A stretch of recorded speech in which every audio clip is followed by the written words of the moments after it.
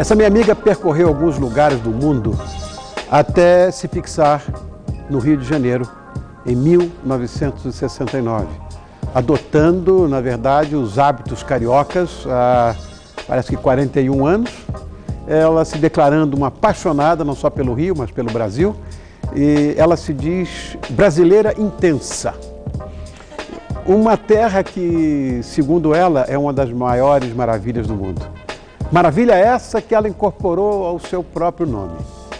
E aqui, nos trópicos, ela se tornou modelo, se não me engano, em 1970, e sua carreira artística decolou. Então, além de modelo, foi manequim, ela é atriz, também arrasou alguns trabalhos como apresentadora, é cantora, mas foi como jurada de programa de calouros, apadrinhada pelo seu painho, como ela chamava, né, o Chacrinha, que ela conquistou o Brasil com a sua irreverência, vamos dizer, de visual excêntrico e uma personalidade ousada. Agora, apesar de ter perdido sua cidadania brasileira, como ela contou inclusive nesse programa, no período da ditadura, essa russa é mais brasileira do que alemã. Vou explicar por quê. Ela tem cidadania alemã, mas seu coração é verde e amarelo. Então, durante o governo Médici, ela foi presa por 6 dias. E, coincidentemente, não por 6 dias, mas por 6 anos, seu pai também esteve preso durante outra ditadura, do Stalin, quando morreram 6,5 milhões de pessoas de fome. Eu detesto esse homem. Porém, se os fatos pintaram a sua vida com o vermelho do drama, ela adotou a cor em seu sorriso marcante e transformou o vermelho da dor em vermelho da mais intensa alegria, numa atitude clonesca em busca da felicidade. Ser feliz, por sinal, se tornou uma obstinação e um juramento, um compromisso com tudo que traga alegria, sem esquecer-se de quem somos e de onde viemos. De descobrir que a felicidade está nas pequenas coisas que muitas vezes passam até despercebidas, porque sempre queremos mais. Então, nesses anos de brasilidade festiva, essa criança casou 8 vezes. E segundo ela, aos 66 anos, bela safra, ainda tem muito que aprender. No perfil especial de hoje, o Todo Seu tem o prazer, a alegria em receber a russinha mais brasileira do mundo. Elke Grunup, a nossa Elke Maravilha. Bonitinha! Amado, puxa, Adoro você arrasa. você. Ele é um poeta, né? Adoro você. Eu também. Puxa, sua Você está na fã sua casa, meu amor. ardorosa. Obrigado, tão linda. Ardorosa, olha, tão linda. adoro quando você entrevista, porque poucos entrevistadores vão na alma como você, né? Não sei se vou na alma, mas todos nós somos universos, né? Únicos. É. E eu não gosto quando os entrevistadores não deixam os seus convidados falarem de si. Ninguém vai dizer de você melhor que você mesma. O que eu tenho que interromper o tempo inteiro? Não existe isso. Bom, uma história que você já contou aqui, eu tenho uma visão um pouco mais até eclética em relação às ideologias, porque Sim. eu acredito mais no homem do que na ideologia, no sistema, na política, Também, enfim. é. Então, eu detesto todos os ditadores. Eu sou um democrata por princípio, e quando você me contou a história do seu pai, eu fiquei muito penalizado. Muito penalizado, porque aquele assassino que muita gente segue, como outros que seguem o Hitler, aquele assassino chamado Joseph Stalin deixou seu pai numa situação dramática durante 6 anos, você contou aqui, porque ele achou que ele era traidor. Ele achava que todo mundo traidor, matou 40 milhões. E porque seu pai estava lutando a favor da Finlândia. A favor da Finlândia, porque a Rússia, a União Soviética já tinha pego aqueles países todos, né? Que Exato, você sabe, a cortina de ferro. Polônia, Tchecoslováquia, e a última vontade foi Finlândia. Meu pai tinha 18 anos e era muito idealista. Bom, morreu idealista aos 65. Não arregou depois de velho, não. Porque tem muita gente que é idealista aos 18, aos 40, fica o maior cínico. Né? Não tem isso claro, demais? Mas isso Poxa, por que não querer modificar o mundo na nossa idade, né? Lógico, temos tanto por fazer ainda. Mas, claro, não tem nada pronto. né? Então, meu pai realmente lutou contra a terra dele e realmente você vê que não foi anexada a Finlândia. A Finlândia ganhou essa Guerra das Neves, né? E, claro, ele foi depois considerado traidor da pátria e ficou 6 anos na Sibéria. Mas ele não era uma pessoa dramática, não. Eu perguntava para ele, vem cá, como é que era lá na Sibéria? Era muito ruim? Não, minha filha. Os micróbios não sobreviviam. Naquele frio, o micróbio não sobrevive.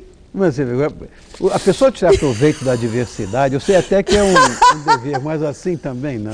Puxa Aí eu vida. falava, você não era torturado lá? Ele, minha filha, de vez em quando enfiava uma coisinha aqui embaixo da minha unha, kkkk. Nunca vi esse homem dizer, ai, coitado de mim. Nunca ouvi isso na vida. Realmente. As pessoas que são verdadeiramente grandes têm esse tipo de atitude. Eu acho que, me parece que a ressurreição da sua família, depois desse drama, tamanho de um bonde, como a gente fala lá no Rio, aconteceu aqui no Brasil. Brasil foi nossa ressurreição. Não, com certeza, isso eu não tenho dúvida. Quando toca o hino nacional brasileiro, eu choro. E olha que eu não sou chorona e não sou dramática. O meu lance é tragédia, nunca drama. O inexorável, né? A tragédia pranteia, ela não chora. O dramalhão é que fica... Ai! Mas eu não faço isso. Agora, o Brasil realmente foi a nossa ressurreição. Independente de você se dizer também cidadã do mundo, você fala 8 idiomas. Falar dos 8. E também latim e o grego antigo não são falados. Eu falo, mas isso é um talentinho. Tem gente que sabe dirigir, eu não sei. Eu sei falar línguas. Tudo bem, eu gosto muito de línguas também, mas eu acho que vai nisso, não talvez o talento que você diz que, claro, você tem, mas tem uma vocação nessa história também, eu acho. Você também é vocacionada. Isso também acontece com todas as pessoas que imaginam o mundo inteiro como a sua própria casa. Porque você vem um extraterrestre aqui e vai dizer, take me to your leader. Né? Essa bolinha aqui, na verdade, tem a dimensão de menor do que a de um país para quem chegar aqui. Sem dúvida. Como é que você aprendeu 8 idiomas? Olha, lá em casa era assim, segunda-feira alemão, minha mãe era alemã, não falava russo. Segunda-feira alemão, terça russo, quarta inglês, quinta francês. E português na escola. Tá. E não tinha essa coisa de, eu não sei, vai falar, e a gente tinha que obedecer. Agora, para mim não era uma tortura, porque eu sempre gostei. Eu acho que porque, como eu puxei mais o lado russo, porque eu tenho irmão que puxou mais o lado alemão.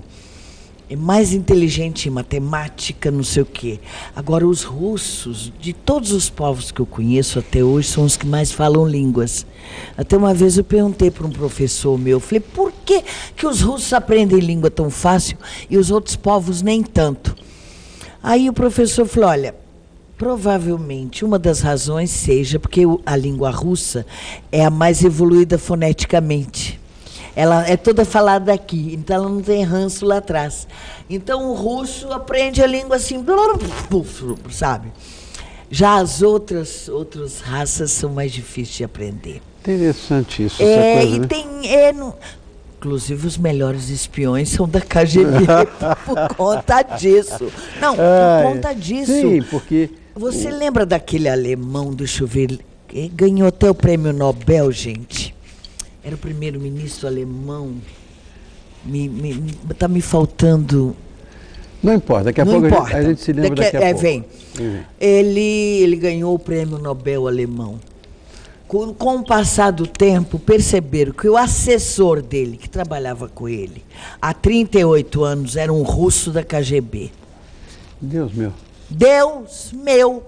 E o homem era um perfeito alemão. Ele falava alemão melhor do que os alemães. Acredito.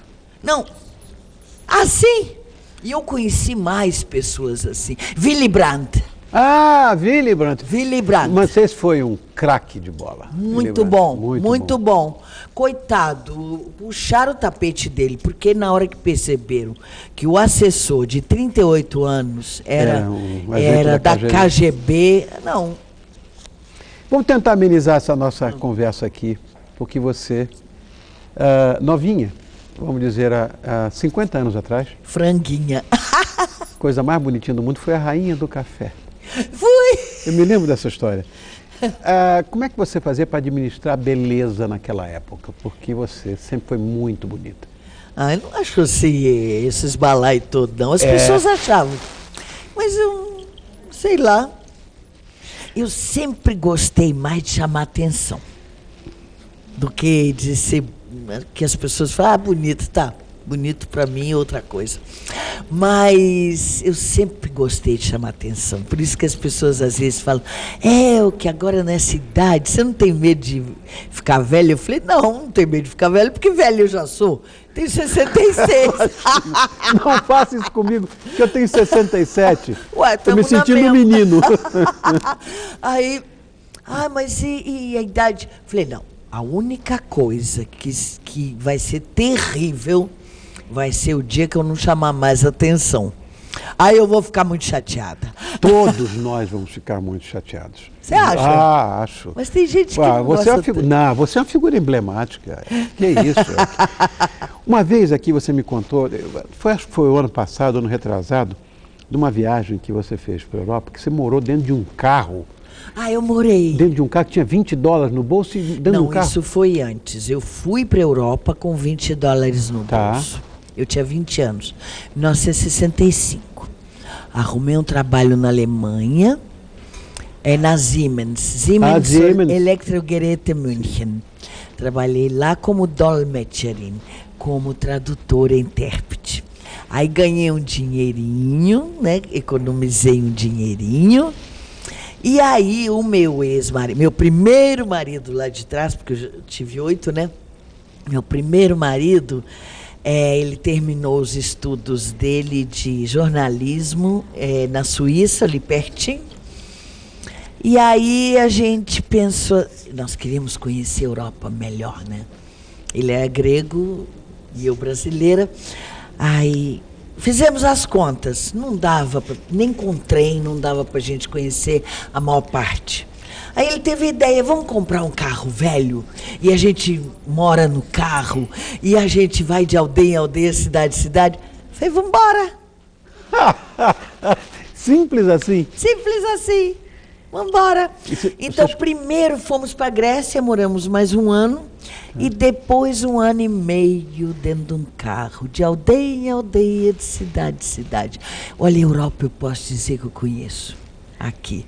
Claro que a Europa já evoluiu diferentemente daquela época. Eu agora já sou velha e era jovem. Você é velha, não faço. Não sou, jovem eu não sou. Meia idade eu não tenho mais, não vou viver 66. Sou velha, Agora, o que eu não sou, graças a Deus, é ultrapassada. Deus me livre. Não, pelo contrário. Não, isso aí não quero, não. Você está na frente. Isso aí, no dia que eu ficar ultrapassada, eu deito na cama e morro. Não, lógico, eu viro um cogumelo, não interessa. Como é que era trabalhar com o Chacrinha? Uma coisa. Ele era um pai mesmo pra gente, sabe? Eu chamava ele de painho porque ele era um pai. E era um gênio, ele era genial, dentro e fora do ar. E você conheceu ele, claro. Legal, né? Você não trabalhou tanto tempo com ele, não teve tanta intimidade com ele, né? Porque chegou um ponto assim que eu ficava no camarim, tinha horas que ele ia lá, mijava na minha frente. Era completamente uma pureza danada. Coisa de pai mesmo e filha, sabe? E sem a menor maldade, sem a menor, sabe? Era completamente assim, uma coisa, sabe? Era um cara, puxa, tudo de bom. E ele botava a mão em cima da gente, a gente florescia. Quando aprontavam com ele, ele não fazia nada contra a pessoa. Mas se ele tirasse a mão de cima dela, meu amor, a pessoa desmoronava. Essa história de televisão é mesmo como você falou uma vez numa revista, que eu li isso, né? Que a televisão, da mesma forma que ela constrói, Aham. ela destrói. Sim.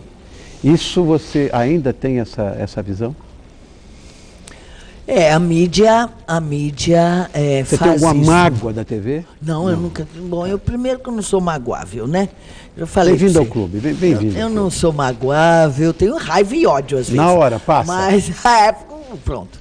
Não tenho mágoa nenhuma, não, gente. Agora, realmente, um dia eu falei pro Pedro de Lara, eu falei, Pedro, o Silvio Santos contrata as pessoas para destruí-las, né? Aí o Pedro falou, só que agora é tarde para destruir a gente, né, Elke?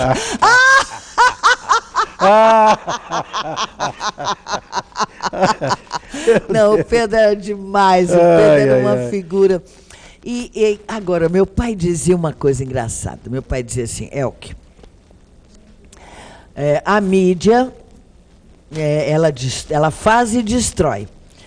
As três únicas pessoas do mundo que não precisaram de mídia chamava-se Napoleão, Hitler e Jânio Quadros.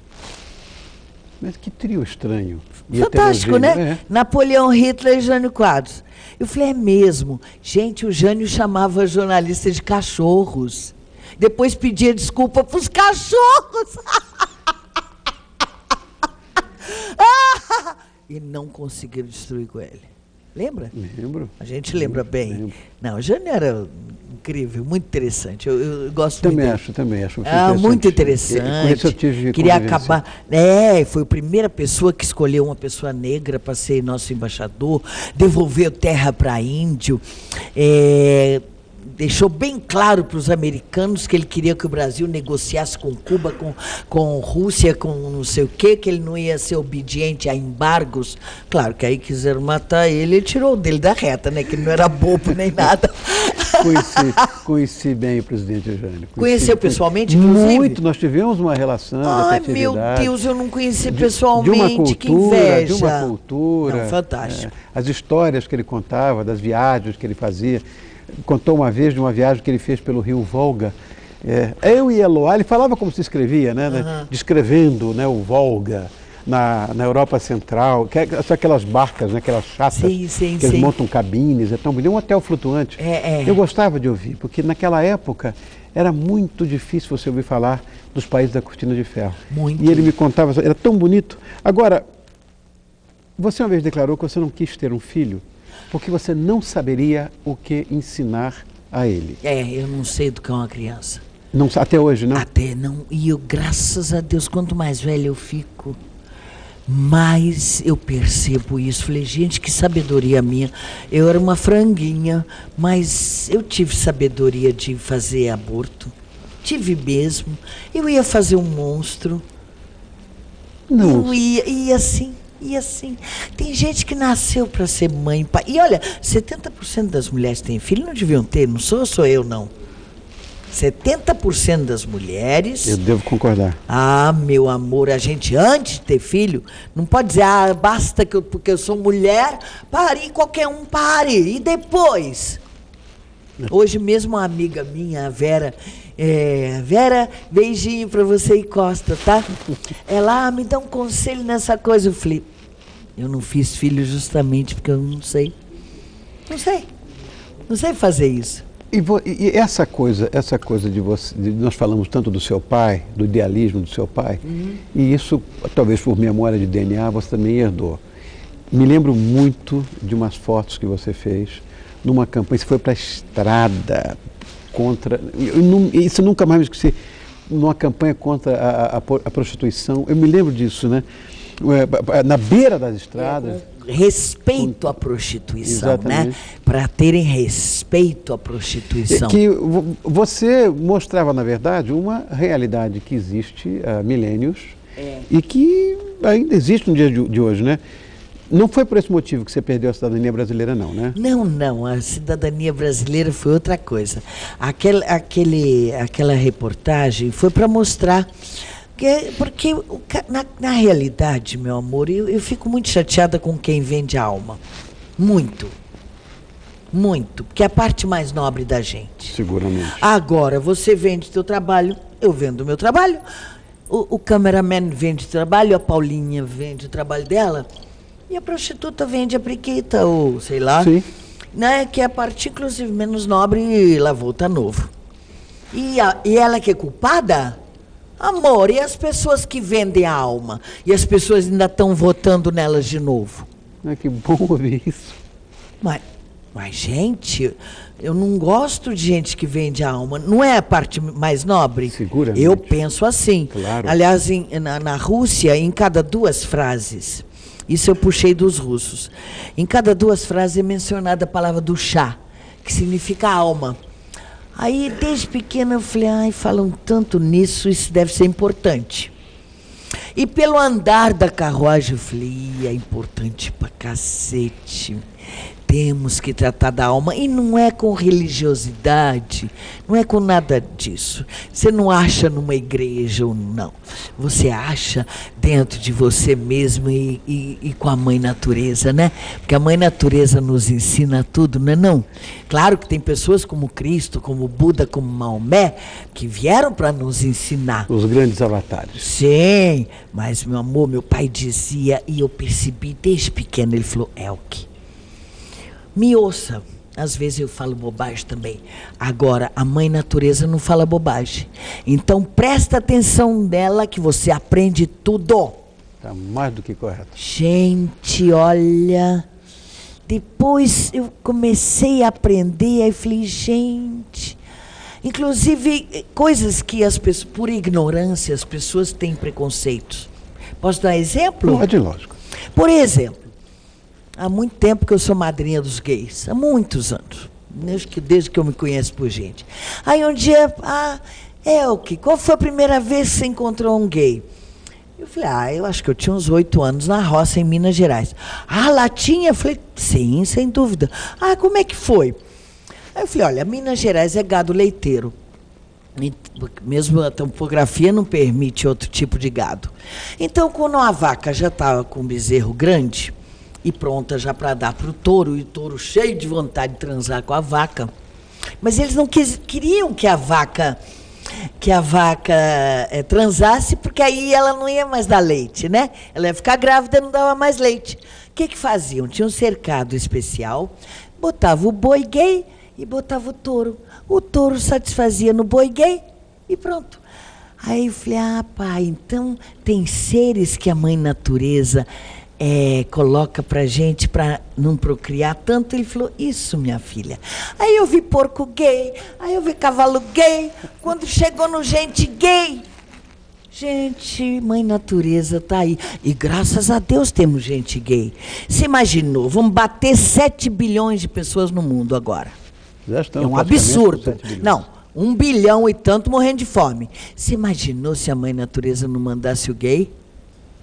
Meu amor, quantas pessoas mais ia ter morrendo de fome? Quantas pessoas mais, meu irmão?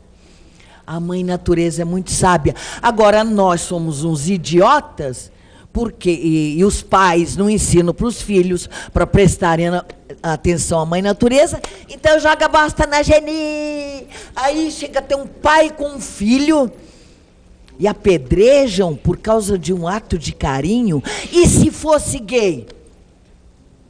Gente, o que é isso? Verdade. Não, o que é isso? Não, chegamos... Não, nós estamos idiotas demais, né, meu irmão? Não, estamos idiotas demais. Um pouquinho idiota tá bom. Eu também sou loura. Mas, porra... mas não é... Ai, meu Deus. Elke, estamos estourando o nosso tempo aqui e eu falo muito do Maravilha, que é seu sobrenome. Para mim não é um sobrenome artístico. Quando olho para você, eu vejo de fato uma mulher maravilhosa. Que isso? Agora, para você, o que significa verdadeiramente a palavra maravilha? Para você, Elke. Maravilha? Bom, eu estou longe de sê-lo, mas se me apelidaram disso, obrigado, agradeço. Foi Daniel Mas, ele viu isso em mim, Chacrinha confirmou, enfim, tem gente que diz isso. Mas maravilha, maravilha é a aurora boreal, gente. E você não é ela? Eu não! Estou longe de sê-la. Maravilha é... Ai, gente, esse orgasmo que é a mãe natureza. Maravilha é a floresta amazônica. Maravilha é o deserto de Saara. Maravilha é... Nossa, maravilha é Sócrates. Sócrates é maravilha. Maravilha é Elke, que sintetiza tudo isso num ser humano. Imagina, que isso. Não, quem sou eu? Eu estou tentando aprender. Estou tentando. Nós somos eternos aprendizes. Somos. Obrigado por ter vindo, meu amor. Eu que agradeço. Adoro agradeço. Você. Posso dizer mais Pode, uma meu, coisa? o que você quiser. Queria mandar um beijo pro pessoal do Morran. Sim, o Morran é um movimento de reintegração das pessoas portadoras de hanseníase, da qual o Ney Mato Grosso e eu fazemos parte. E fizemos outro dia mesmo o espetáculo do Sagrado Profano, lá no Teatro João Caetano. Sim. E queria até que você nos ajudasse nessa coisa, prazer. Porque não é possível, nessa altura do campeonato, que o Brasil seja campeão mundial de lepra, que hoje chamamos de hanseníase, mesmo porque os remédios vêm do Japão de graça. Vamos combinar com o Ney e vamos nós três aqui fazer um barulho grande com essa história. Poxa, que bom, obrigada. Imagina, não, a gente precisa muito da mídia. Nós somos A gente precisa muito. Somos interdependentes todos. Ótimo, muito obrigada, tá? Obrigado, eu. Obrigada. Não é maravilhosa? Delícia. Não é maravilhosa? Olha, na próxima encarnação, a gente vai casar, né? Porque nessa não dá mais. Ai, que bonitinho. Nessa não dá mais. Beijo, amor. Beijo. Querido. Obrigado.